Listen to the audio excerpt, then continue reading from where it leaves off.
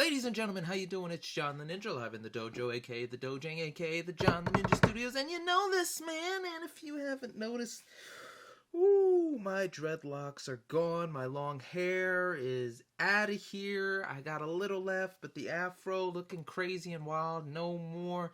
And I owe that to my main man, Aaron Hawkins over at Hawks Hoops. Why would I cut my hair for this man? Why would I let go of 2 years worth of growing and looking like a rock star, and every time I headbang and feel a guitar riff go through my fingers, why would I let that electricity that would go through my hair go? Well, basically, he got married. So, my man, congratulations. This is a shout out to Aaron Hawkins over at Hawks Hoops. Congratulations, my man. I figured it was time to get rid of it. Looks smooth for your wedding, my buddy. Congrats. But back to it. You guys are here for another concert resume. Let me look at the piece of paper, because you know I got the booklet right here. It's going to be concert resume number 33. 33 down. Damn. And this is still only 2017. And I went to probably the majority of the shows of my life in 2017. We're still rocking through it. MMRBQ 2017. And when I tell you they had a lineup. As always, they had Godsmack. They were the #1 top bill seller of the night. And they also had something really cool. They had Ed Kowalczyk with Live. If you don't know, Live was a big band in the 90s. I don't love you. Anyway, they were separated for a long time, but he made a comeback and they reunited. So that was supposed to be really big, like, hey, they're coming together. And of course, Dinosaur Pileup was there, which they had a big song called 1111 at the time. The Pretty Reckless were gaining momentum. You guys know I saw the Pretty Reckless and have a great concert resume story about them, but they were there.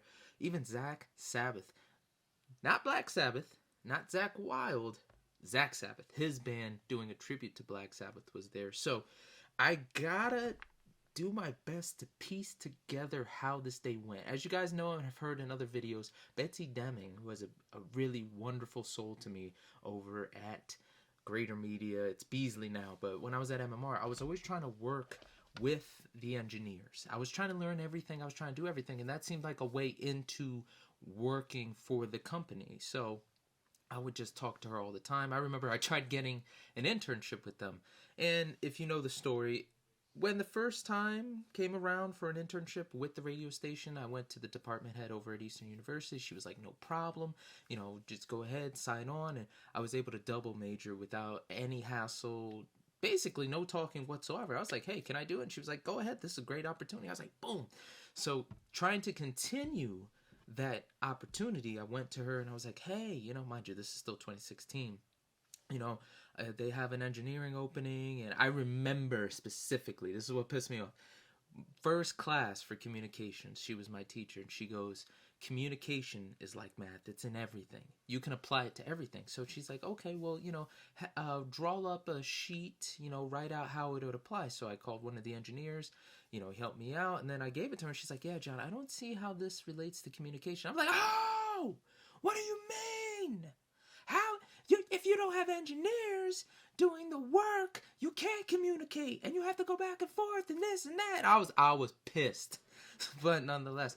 So Betsy, the graciousness of her heart, got me an audience with Rodney, and they signed me on. They said, hey, man, you're hungry, you do good work from what we hear, you're on. So I was like, okay. So I had a doubleheader that day. I had to do a Ben event, which I already signed on for, and my boss at the time made it clear to engineering. It's like, hey, we had him first, he's got something already scheduled.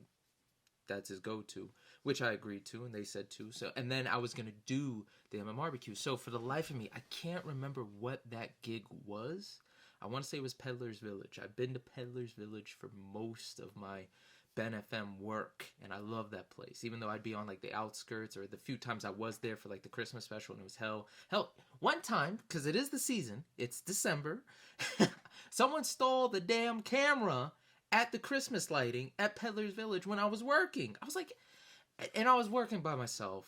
I had to trudge everything by myself. I'm talking the table. I'm talking this heavy ass tent, all the stuff. I was like, who the hell would steal a camera from like 2005? It was still one of those, you press the button, the camera comes out, the lens, and you take pictures, and we would load it up. So because of that incident, everybody at the station now just uses their phones. You take pictures on your phones and you email it in. You don't have to do any of that crap with the computer. That was my fault because someone wanted to rob me. Either way. So I don't even remember half of the day. I do remember I did the event and then I rushed over. I had credentials. I was super excited. And there was just a feeling of like, I'm finally doing it. I'm going to be a part of the crew. Because for years prior, you know, I've seen other people at the MMRBQ that I knew. And I was like, damn, I want to be back there. Like, how do I get back there? So this was my defining moment of like, finally, I'm joining. So I get to the BB&T Pavilion. Fun fact, people, if you get to Camden and you have not parked yet and the show has been going on for a while, there should be free parking at most of the parking lots. I usually park close to the aquarium. I showed up expecting to pay and there was nobody there. So I went to security. It's like, hey, do I have to pay? And they were like, hell no. I was like, yeah, baby boy. So I saved myself some $20. So I went and I parked and I got to the pavilion. And I don't know if it changed to the BB&T at this time. I'm going to say it was. So it's the BB&T Pavilion. Oh, no, I know. I got credentials here reminding me it is the BB&T Pavilion. So I get there and I walk in and I'm just thinking like, wow, I finally have credentials. Like the last time I had credentials there was, I want to say, oh man, this is a good one. Damn. Okay, it was an MMRBQ. It was the one with Slash. Because when I went there, I didn't mention this in the story. So when I went there, I begged for this for a while. Everybody had a little lanyard with their name on it. So I asked the girl at the time, Francesca, for one. She's like, oh, no problem. You're an intern. We can get you that. Because I would have times where I would go to these events and I had no credentials. Even though I came in with the crew, nobody would know who I am. So she said, no problem, John. I got you. So she gave me the best credentials. It said WMMR and it had John the Ninja Johnson on it. And I was so proud of it. I go to the MMRBQ, see Slash. When they knocked me down to try and get that pick, I lost the lanyard. And I was pissed. But luckily for me, I had to walk out of that particular MMRBQ to get something. And when I walked back in, they wouldn't let me in. I was like, hey, you know, what do you mean no entry? Nobody said that. I didn't know at the time. I was an idiot. I'm not an idiot, but I was doing stupid stuff. So, you know, they saw the credentials, so it got me back in. So God's blessings, that worked out. So back to now. So I go to the left side of the stage. If you've ever been in the BB&T, you know the shed. I go all the way to the left side of the audience, and, you know, I ask security, he's like, hey, I need to get back there. And it's like, okay, man, I'll guide you. So I don't even know who was playing at the time. It wasn't Zack Sabbath. The Pretty Reckless already went on. The Strutts already ran on. It was probably some damn, who was it? I'm looking at the people that were there. Maybe it was Bush or Rival Sons, but one of those bands were there. So they stopped playing. I went backstage, and this is the first time I'm back there, and I'm really taking it. I was like, finally, I did it. A goal. Check it off the list. So I'm looking, and, you know, I see the rooms where they do the interviews, or with just the lounging, the practice rooms, the bathrooms, etc. So I walk on back, and there's Brent Porsche. You know, I see Brent everywhere. I don't know. He's just a cool dude. If you want to talk about a ninja, he's a real ninja. He just pops up. So, you know, I was like, hey, man. He's like, Ninja, how you doing, man? I was like, good, man. What's happening? He's like, oh, I don't know. I got something to do, but there's Zakk Wylde eating food in there. And he was really hyped about it. So I was like, huh? So I look. There's Zakk Wylde with his band eating food. And I'm like, oh, shit. And then even better than that, I got the lead singer of the Strutts just hanging out with his girlfriend and some random fan. Just talking. 100% just talking. Like nothing. It was a surreal moment. Now, before I get to that experience with, you know, Zach and Luke Spiller of the Strutts, so I go back there, I meet up, there's Betsy, there's Rodney, there's all the other engineers, and, you know, everybody's there. Pierre, Jackson, Sarah, Pancake, and of course me. I'm all excited to be back there too. I immediately just run to all the part-timers, because for those 2-3 years I was in there, I was always talking to them. So I'm talking Blake Dan and Jason Fahan, you know, oh my gosh, all these people that, you know, I talked to them. I was just friendly with them. So I naturally just went over there, talked to them first, and then I caught up with everyone. And then Rodney brought me up to speed. He's like, hey, we don't need you now. We're doing pretty good. When we need you, basically it's going to be for cleanup or this and that. I was like, okay. He's like, am I allowed to eat? Because I haven't eaten today. He's like, yeah, go ahead. So before I did that, Godsmack comes. And Sully comes in and everyone's taking pictures. And I remember Pierre interviewed him and they were talking. And of course, everyone's around sitting, watching, and he's talking. And the only thing I remember from that interview was he was talking about his cold sore and like how he got it and, you know, how he's got to be careful, etc. And then moved on. And like everyone, especially the engineers, were like, so after that interview, he went, somebody cleaned it off. But it was like, okay, whatever. So I go into the other room, I grab some food, and I don't know where to sit. So I was like, you know, I'm going to sit by myself. So I sit directly across from Luke Spiller of the Strutts, and way down yonder, I would say maybe 3-4 tables down that way, you know, this way from where I'm looking at you, Zakk Wylde and his band is there. And there's a dude that looks just like Zakk Wylde, and I'm like, who the hell is that? He looks just like him, but he's not him. Or am I thinking it's him? And I, to this day, have no idea. I'm going to pull a Zach. I have no idea. Watch the hand motion. Who the hell that guy was, but he looked just like him. But, you know, I'm sitting back and I'm enjoying the show. So Nick of the Preston and Steve show sees me and he sits down. And it, for some reason, it's always been awkward conversation with him for me, okay? Mostly with Preston and Steve guys. Like, I've talked to Marissa, I've talked to some, especially the interns. Oh my God, some of them are joys. Especially shout out to John Howard. But it was just something interesting. Like, you know, it was more of a need to know basis. I was like, hi and bye. We never really had beef, but we never talked. And I was like, okay, that's fine. So me and Nick, I remember when I first got there, Nick was my favorite because I thought he knew everything. I didn't know he was looking everything up on the computer just to let the, you know, the show know what's happening. So, you know, he sits down. We, again, awkward conversation. You know, we just eat, keep our business because, you know, the last time we talked, it was, oh man. So this was the day out on the slopes, and it was the cardboard classic. It's Preston and Steve host this thing where people make these cardboard rides go down the hill at Jack Frost Mountain. So, you know, all the interns are riding with fans going down, and I'm there. You know, I'm not working, but it's just a great time to be there, and everyone's having a good time. So one of the guys, he was like, hey man, did you go down the slopes? I was like, nah man. He's like, oh no, go ahead, you know, you're part of the show, you're part of MMR, they'll let you do it. I was like, okay, cool. So Nick gets on this one. It's a bloody spaceship, kind of like a, I want to say it's a shuttle, but it was a little tweaked. So, you know, I was like, all right, screw it. So I sat down. So this guy automatically comes up. He's like, hey, man, like, what are you doing? You know, do you have a sticker? Because we'll get disqualified. I was like, oh, no, but I'm an intern. He's like, all right. So he walks up to Nick and he's like, hey, man, do you know him? He turns, looks at me. He's like, oh, I've never seen him in my life. I was like, Nick! That dude picked me up. Mind you, this is when I was out of shape. I'm probably 195 at this point, 190. I'm saying that generously, but homie picks me up. He's like, yo, you, and he's like, no, I know him. So I'm like this, he's like this. He's like, oh, my bad, man, I'm sorry. I was like, man, fucking.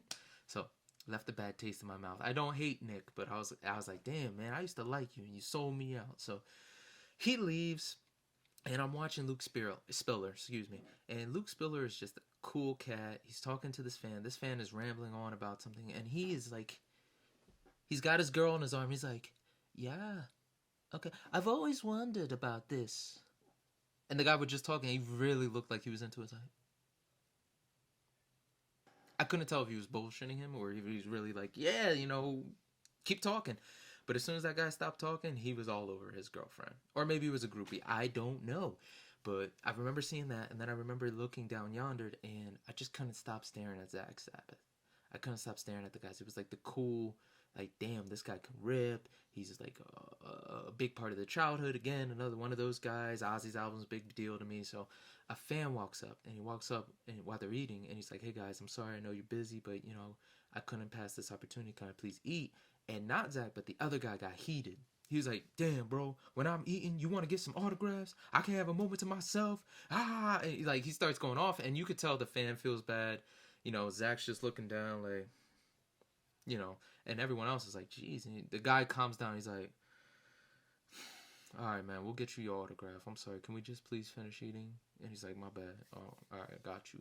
Now, thinking about it, I swear to you, I know it wasn't Zach. I know it wasn't, but they really look alike. So it might have been. But again, not trying to, you know, stir the pot. I'm just saying what I remember. And I've looked online to see the band, and I never saw that guy again. So I'm pretty sure it wasn't Zach. Zach was on the side, having seen him on TV and interviews, etc. it's weird seeing that other guy. I was like, who is that? So fast forward. Here's the part where I'm done lunch. I go back to the engineers and I'm asking questions left and right. Like, hey guys, what am I to do? What do you need? What are we doing with this? And I'm learning, and live is going on. So, Jason, a couple other people's like, hey, we're going to go see live. So I asked for permission. They're like, oh, okay. So they take us to the other side of the stage. Now, I got to see the whole set. I was watching live with Ed Kowalczyk, and it was a little weird. Like, these are seats you want if you got money or if you're of status. But me being the music guy and all about the performance, I enjoyed seeing the musicians from that angle. Because if you're the band, like say I'm on stage and I'm staring at you, I'm to the left of the stage.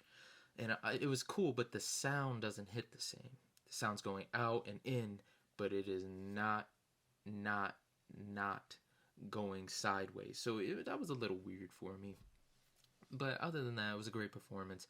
I go back there, still just not BSing, trying to learn, trying to help out, but there's not much to do until, the end of the show. So with that, now it's time for Godsmack. And Betsy's like, hey, who wants to see Godsmack? Well, I'm like, no, damn, I want to see Godsmack. So beforehand, she's like, okay, and we go into the crowd, we're chilling, I see Jackie Bam Bam, So we're in the crowd, we're watching Godsmack, they're doing their thing, and I don't know if the guitarist's son had passed away at that point, but they start playing like everything's okay. So I don't know if it was recent or if it was to come. May his son rest in peace. But I do know that night was a little bittersweet because Chris Cornell had died 2 days earlier. And even the Pretty Reckless was pretty shaken up. Like Taylor Momsen would try doing an interview talking about him. She started to cry. She did a tribute song to him. And like they cut their performance because she was really close with him. So that was another thing that was like, oh, Chris was really loved at the station. And it was a really big hit to the Philadelphia market. Like everybody was in shock. Like, what do you mean? He was just here like 3 months ago promoting his new song, and he was cool with this person, that person. So it was a big hit. Now that I'm thinking about it, but moving on to happier subjects, Godsmack kills it. And they're playing a lot of songs. Godsmack's a band you don't know. You know their songs until you see them live, and it's not gonna be like, oh, it's the greatest, face melting metal in the world. It's like, no, this is good music. And I just remember looking at their drummer. I was like, damn, he's skinny. He is skinny as hell. Damn skinny. But we watched the show, and the last part, I Stand Alone. The first time I heard Godsmack was The Rock's The Scorpion King, and that was a big hit for them. And of course I wanted to see 100 Horsepower and Voodoo and all those other songs, but that was my song. So they start playing, and I think Sully trips. He trips, and he's like, hold on. Philly, New Jersey deserve better than that. Restart the song. So they restart it and they kill it. They end it. And so we go backstage, and that's when the work starts. That's when I start going to grind the gears. I remember Rodney told me something. He said, be careful with the wires. They have memory. So, I took that to heart all these years later. But, we're cleaning up, we're lifting stuff, and we're like the last ones there. And finally, we're done. And they said, hey, John, I remember Rodney told me, hey, good job. And I was like, thank you. And I remember I went to the stage. I was on the stage, and I looked out. I looked out to the venue, and I remember telling myself, like, I'm going to be back here somehow, some way. I don't know how, but I'm going to be on the stage again. Maybe as a musician, maybe working, but, I'm going to be back here on this stage performing somehow. And it hasn't happened yet, but it's going to happen. I guarantee it, just like The Rock would. But, other than that, the only thing that I can remember from that night, other than the drummer talking to a fan and exchanging numbers, when I was walking around, Bill Weston was smoking a stogie. And I said, you good? And he's like, oh yeah. And I just walked on. That's the only thing. But that was concert resume number 33, 2017 MMRBQ. Let's see what the bands I actually saw played. So live with Ed Kowalczyk, they played All Over You. Operation Spirit was number 2. Pain Lies on the Riverside. The Dolphins Cry. I might have to hear that one. 5 was Selling Drama. 6 I Walk the Line, which is a Johnny Cash cover. Number 7 I Alone Love You. Number 8 Lakina's Juice. Number 9 White Discussion. 10 I Am the Highway, which was Audio Slave cover, again mentioning rest in peace Chris Cornell. And then 11 Lightning Crashes. This was Jason Fahan's favorite band, he mentioned. And Godsmack, they started with Awake, straight out of line, 100 horsepower, 1,000 horsepower. I'm sorry, I said 100 horsepower. My bad. That was my favorite. Number 4, The Enemy. 5, Keep Away. 6 was Crying Like a Bitch. 7, Something Different. 8, Voodoo. Number 9, Batalla de los Tamboros. Whatever. Number 10 was Whatever with the drums. Solo with the drummer and Sully. Sully says encores are bullshit and will keep playing. Talks about the bloody cover or something. Oh, he talks about they did a cover of the Beatles, Come Together. That was hot on the radio at the time. And then the last one was Stand Alone. Guys, that was concert resume number 33. Again, shout out to Aaron Hawkins. Congratulations on your wedding. It cost me my hair, man, and I'd do it again. If you don't know Aaron Hawkins' Hawks Hoops, check out the link. Also, check out the Instagram for me. And guys, let's keep on hitting the smashing, punching, whatever you got to do for that like button. Let me know what you think if you were at these concerts and if there's anything I missed. But this is my badge from that night. If you would like to see all access, baby. First time and not the last time. But it's a nice little memory and a nice little win to add on. The next one, of course, you know my boys, a band I'm dead set on making to be the most seen band out of my concert resume list. Iron Maiden come back to Philadelphia. This time I do not go see them alone. I see them with the boys. I'm going to have Uncle Walter and Zach the Hackett with me. So guys, until next time, I'm John the Ninja. Be smart, be mindful, and God bless you. Rock on. You know I gotta say it. I always gonna fake punch unless I say it. Ninja out. Baby, you listen to John the Ninja. Oh, your ears are about to go on a vacation. John the Ninja's got what you need.